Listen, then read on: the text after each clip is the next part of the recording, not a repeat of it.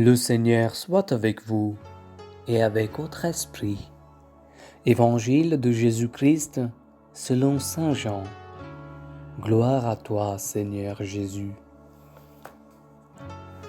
En ce temps-là, Jésus leva les yeux au ciel et dit, « Père, l'heure est venue. Glorifie ton Fils, afin que le Fils te glorifie. Ainsi, comme tu lui as donné pouvoir sur tout être de chair, il donnera la vie éternelle à tout ce que tu lui as donné. Or, la vie éternelle, c'est qu'ils te connaissent, toi le seul vrai Dieu, et celui que tu as envoyé, Jésus-Christ. Moi, je t'ai glorifié sur la terre en accomplissant l'œuvre que tu m'avais donnée à faire. Et maintenant, glorifie-moi auprès de toi, Père, de la gloire que j'avais auprès de toi avant que le monde existe. J'ai manifesté ton nom aux hommes que tu as pris dans le monde pour me les donner. Ils étaient à toi, tu me les as donnés, et ils ont gardé ta parole. Maintenant, ils ont reconnu que tout ce que tu m'as donné vient de toi, car je leur ai donné les paroles que tu m'avais données. Ils les ont reçues. Ils ont vraiment reconnu que je suis sorti de toi, et ils ont cru que tu m'as envoyé. Moi, je prie pour eux.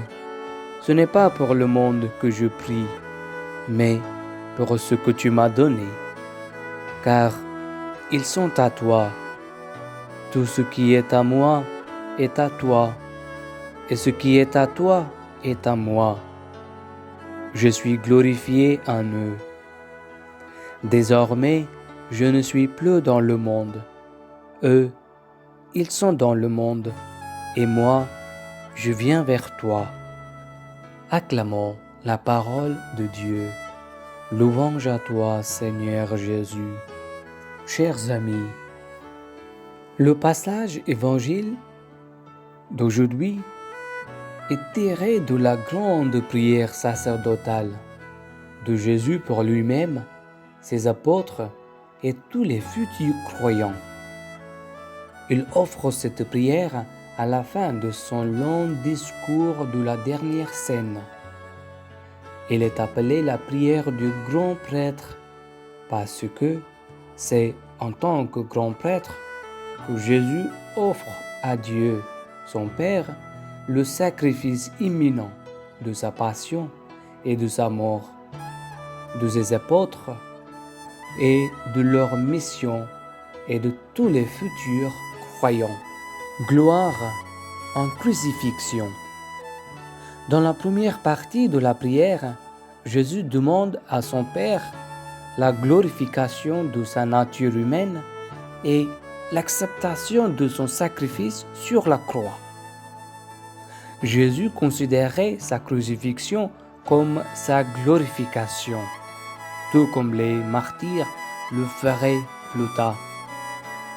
La croix était la gloire de Jésus, parce qu'elle était l'achèvement de son œuvre de sauver l'humanité et de nous montrer combien Dieu nous aime. De plus, c'est sa mort sur la croix qui a conduit à sa résurrection dans la gloire.